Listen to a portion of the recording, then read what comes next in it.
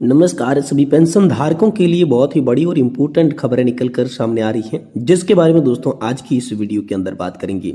जी हां दोस्तों, पहली बड़ी खबर की बात करें तो जंतर मंतर पर सरकारी कर्मचारियों ने पेंशन बहाली के लिए लगाई गुहार। जी हां दोस्तों, ओपीएस को लेकर बड़ी खबर आ रही है। पुरानी पेंशन पर कर्मचारियों की दहाड़, अंशदान भी जीपीएफ की तरह ब्याज सहित वापस मिले, ओपीएस भी दे सरकार।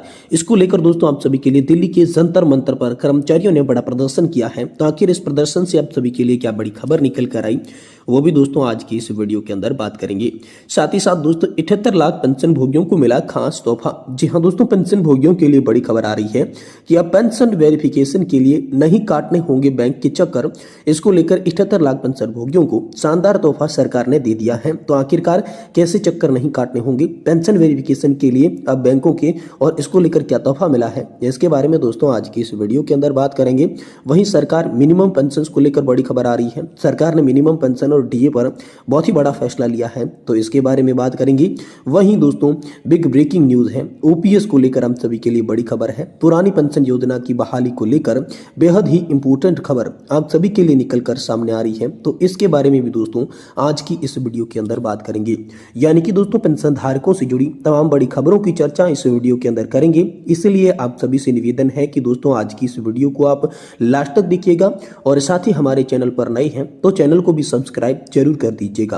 तो चलिए यहाँ पर सबसे पहली बड़ी खबरों को जानते हैं, जिनमें बात करें तो सरकार देगी मिनिमम पेंशन और साथ ही डीए पर आप सभी के लिए आई बड़ी खुशखबरी। सरकार ने बड़ा फैसला लिया है। जी हाँ दोस्तों, ईपीएस 95 मिनिमम पेंशन को लेकर लगातार मांगे उठ रही है। ईपीएस 95 राष्ट्रीय संघर्ष समिति मिनिमम पेंशन को 7,500 रुपए करने को लेकर बड़ी खबर निकल कर सामने आ रही है, जिसमें दोस्तों मिनिमम पेंशन 7,500 रुपए तो ज्यादातर मिल रही है, लेकिन इसमें न्यूनतम पेंशन नहीं मिल रही है। तो मिनिमम पेंशन को बढ़ाकर 9,000 रुपए किया जाए और न्यूनतम पेंशन 7,500 रुपए किया जाए।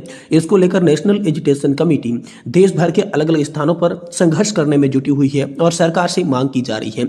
साथ ही सरकार से मांग ये हो रही है कि यहाँ पर पेंशन धारकों को मिलने वाला डीआर में भी बढ़ोतरी की जाए। कर्मचारियों के बराबर डीआर यहाँ पर जो है पेंशन धारकों को मिलना चाहिए। केंद्र सरकार के बराबर सभी राज्यों के अंदर पेंशन धारकों को डीआर का लाभ दिया जाए। इसको लेकर भी आप सभी के लिए हाल फिलहाल में मांगे तेज हो गई है। वहीं दोस्तों पुरानी पेंशन योजना को लेकर हम सभी के लिए बड़ी खबर आ रही है। जंतर मंतर पर सरकारी कर्मचारियों ने पुरानी पेंशन बहाली के लिए लगाई गुहार। जी हां दोस्तों, पुरानी पेंशन पर कर्मचारियों की दहाड़ सामने आ रही है। अंशदान भी जीपीएस की तरह ब्याज सहित वापस मिले और ओपीएस भी दे सरकार। इसको लेकर दिल्ली के जंतर मंतर पर बड़ा प्रदर्शन हुआ है। तो चलिए जानते हैं पूरी खबर को विस्तार से। देखिए दोस्तों, national mission for old pension scheme Bharat के बैनर के तले हजारों कर्मचारियों ने रविवार को दिल्ली के जंतर मंतर पर रैली आयोजित कर प्रधानमंत्री नरेंद्र मोदी से पुरानी पेंशन बहाली की मांग की। All India NPS employees federation देश भर में पुरानी पेंशन बहाली के लिए national mission for old pension scheme Bharat के नाम से आंदोलन चला रहा है।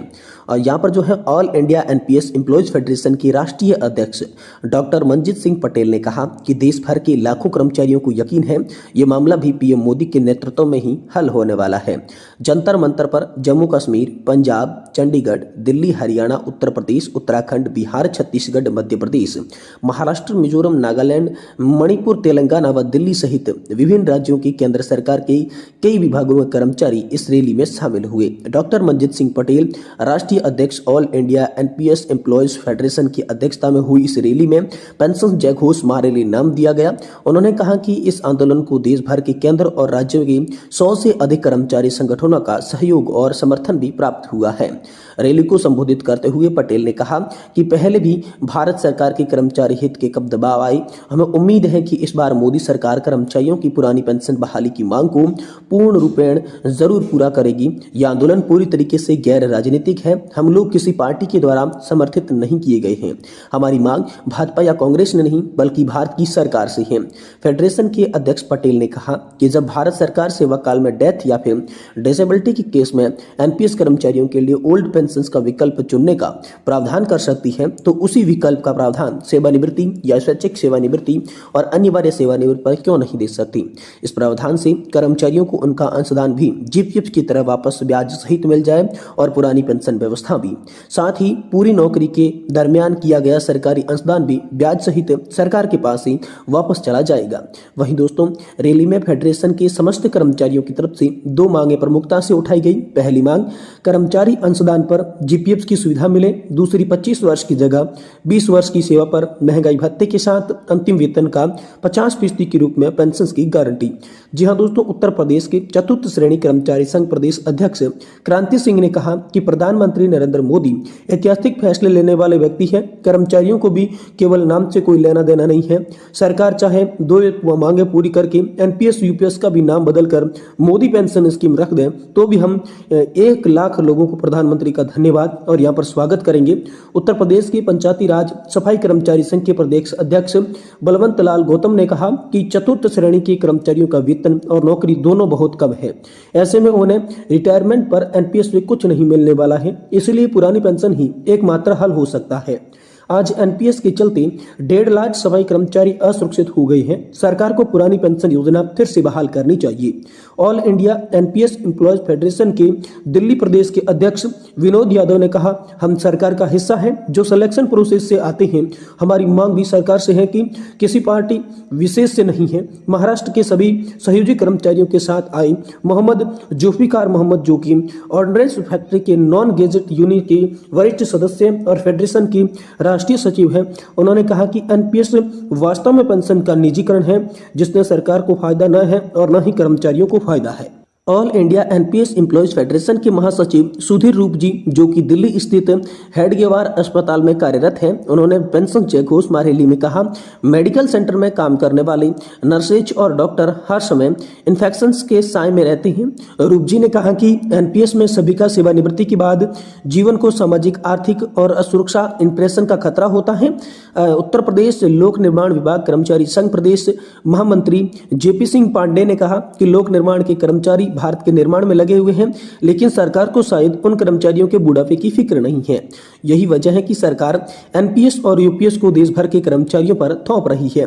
उत्तर प्रदेश के राज्य कर्मचारी महासंघ के प्रदेश अध्यक्ष रामलाल यादव ने कहा, पुरानी पेंशन बहाली आसपास होने से केवल प्रधानमंत्री नरेंद्र मोदी से ही जो इसे पूरा कर सकते हैं, आस उनसे ही है। यहाँ पर जो है रेल में तकरीबन 40 बड़े कर्मचारी नेता शामिल हुए रैली के अंदर, जिसमें रामलाल यादव, जेपी पांडे, प्रदीप सरल, बंटी सिंह, राजेश भाटी, संजीव कुमार वर्मा, रमेश बरमोडा, मालिक रफीफ, जगमीत बाली, हरदीप सिंह कौर, प्रभत सिंह, नरेश जालोन, जनक सिंह रावत, तेजराज पटेल, आशीष कुमार सिंह, अंकुर त्रिपाठी विमुक्त, नीरज पटेल, शशिकांत सिंह, जय कुमार, जो आदि यहाँ पर लोग जो थे दिल्ली के अंदर जंतर मंतर पर बड़े प्रदर्शन में शामिल थे और उन्होंने पीएम मोदी से ये बड़ी मांग कर डाली है। वहीं दोस्तों, पेंशन भोगियों के लिए बड़ी खुशखबरी है। अब पेंशन वेरिफिकेशन के लिए नहीं काटने होंगे बैंकों के चक्र।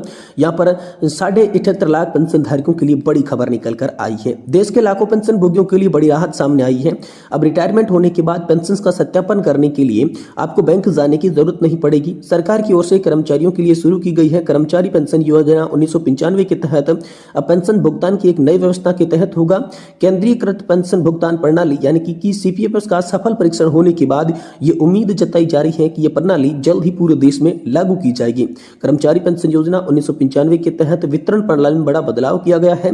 श्रम और रोजगार मंत्री मनसुख मांडविया ने हाल ही में केंद्रीकृत पेंशन प्रणाली के प्रायोगिक परीक्षण के सफल समापन की घोषणा की और इस नई प्रणाली के तहत पेंशन भोगियों को पेंशन का भुगतान पहले से कहीं ज्यादा सरल और सुचारू तरीके से किया जाएगा। अब ईपीएफओ का प्रत्येक जोनल और क्षेत्रीय कार्यालय 3 से 4 बैंकों के साथ समझौता करेगा, जिससे पेंशन का वितरण कभी भी अधिक आसान हो जाएगा। ये मौजूद विकेंद्रीकृत पेंशन प्रणाली से हटकर एक आदर्श बदलाव के रूप में है। तो केंद्रीकृत पेंशन प्रणाली ने पेंशन वितरण एक नई क्रांति लाई है। इस प्रणाली के तहत पेंशन भोगियों को अपनी पेंशन के लिए किसी भी बैंक जाने की जरूरत नहीं होगी। पेंशन जारी होते ही वह सीधे उनके खाते में जमा कर दी जाएगी। ये प्रणाली ईपीएफओ के आधुनिकीकरण की दिशा में एक बड़ा कदम है, जो पेंशन वितरण को और भी आसान बनाती है। सीपीपीएस के द्वारा पेंशन भोगी देश में कहीं भी किसी बैंक से अपनी पेंशन प्राप्त कर सकते हैं और जिससे पहले की लंबी प्रक्रिया और बैंक जाने की परेशानियों से कर्मचारियों को निजात मिला है। तो ये बड़ी खबर दोस्तों आप सभी के लिए केंद्रीकृत पेंशन प्रणाली की नई जो वितरण प्रणाली है उससे निकल कर आई है कि इससे कर्मचारियों को फायदा होगा। तो 78 लाख कर्मचारी इससे लाभान्वित होंगे और जल्द ये प्रणाली पूरे देश के अंदर लागू होने वाली है, क्योंकि इसका ट्रायल सफल हो चुका